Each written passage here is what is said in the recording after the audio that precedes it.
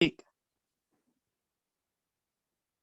अब हम ज्ञानंदन जी की बुक पुस्तक गीता प्रेरणा में से श्लोक नंबर 18, 19 और 20 की व्याख्या पढ़ेंगे। डॉक्टर सुनीता जी से अनुरोध की वो व्याख्या पढ़ दें। अशु, ये बुक की एक्सप्लेनेशन बहुत अच्छी है ना? हाँ जी, बहुत बढ़िया। हाँ जी डॉक्टर सुनीता जी। 18वां श्लोक। अंतवंत इमे देहा नित्यस्योक्ताः शरीरिणः अनाशिनो प्रमेयस्य तस्माद्युध्यस्व भारत। इस नाश रहित अप्रमेय नित्य स्वरूप जीवात्मा के सब शरीर नाशवान कहे गए हैं। इसलिए हे भरतवंशी अर्जुन, तू युद्ध कर। गीता उपदेष्टा का संकेत युद्ध में सामने खड़े सबके लिए है। ये सब जितने भी खड़े हैं पार्थ, शरीर सबके नाशवान हैं। जिन शरीरों को देखकर तू मोह और शोक में डूबा है, किंग कर्तव्य विमूढ़ हो रहा है, ये शरीर तो वैसे ही रहने वाले नहीं हैं, जबकि आत्मा इन सब में एक ही है और वो नाश रहित है। शरीरों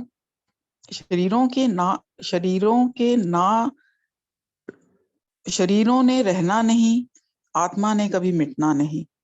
कोई कहे कि प्रमाण क्या है? आत्मा अप्रमेय है अविनाशी, एक रूप रहती सदा। विषय नहीं प्रमाण का आत्मा, इसी आत्मा के ये नश्वर शरीर। उठ युद्ध कर ए भरतवंशी वीर। आत्मा किसी प्रमाण का विषय नहीं है। सूर्य का प्रकाश स्वतः प्रमाणित है, अलग से किसी रोशनी की आवश्यकता नहीं उसका प्रकाश अनुभव करने हेतु। आत्मा तो स्वतः सिद्ध एवं स्वयं सिद्ध प्रमाण है। ऐसी स्थिति में मोह, आसक्ति और कर्तव्य से विमुक्ता का बीच में प्रश्न ही कहाँ। तस्माद्युध्यस्व भारत, इसलिए युद्ध के लिए तत्पर हो अर्जुन। इस समय के अपने कर्तव्य को पहचान। तू तो धर्म का सम्यक ज्ञाता है, वास्तविकता को समझता है। ऐसी स्थिति में स्वयं को न आने दे पार्थ। 19वां श्लोक। य एनं वेति हन्तारं यश्चैनं मन्यते हतम् उभौ तौ न विजानीतो नायं हन्ति न हन्यते।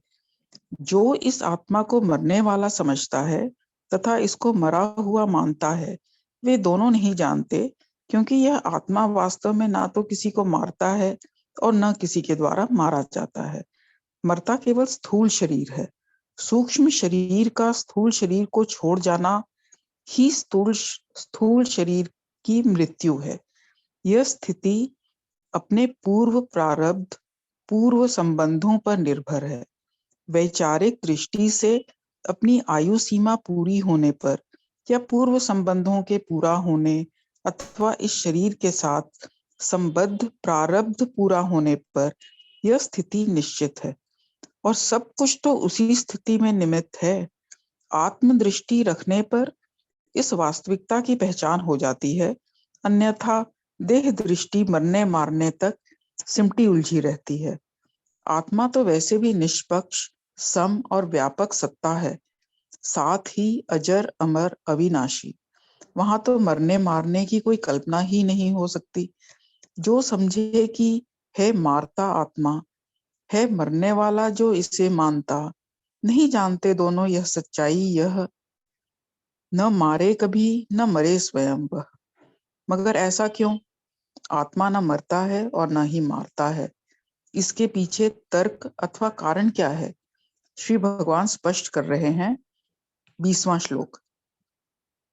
न जायते म्रियते वा कदाचन नायं भूत्वा भविता वा न भूयः अजो नित्यः शाश्वतोऽयं पुराणो न हन्यते हन्यमाने शरीरे।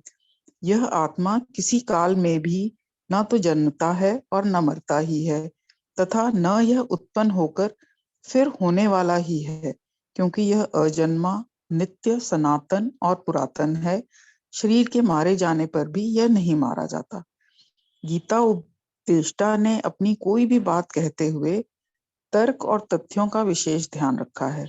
वे जानते थे कि कलयुगी मानव तर्क की भाषा ही समझेगा, हर बात के आगे क्यों और कैसे का प्रयोग हो सकता है। इसलिए इस संदर्भ में पूरी तरह जागरूक दिखते हैं। आत्मा मरता नहीं, मारता नहीं। क्यों?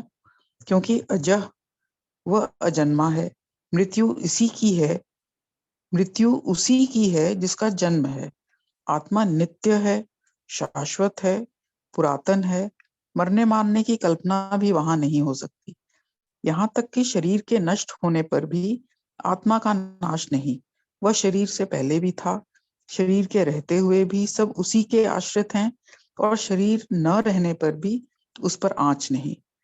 न जन्मे कभी न मरे आत्मा, न हो करके फिर पैदा हो आत्मा। अजन्मा अनादि रहे नित्य ही, मरे न भले नष्ट हो देह भी। शरीरों का जन्म होता है तभी उनका अस्तित्व भी सामने आता है, लेकिन आत्मा के साथ ऐसा नहीं। उसका होना जन्म आदि क्रिया के अधीन नहीं है, स्वतः सिद्ध है। हो गया।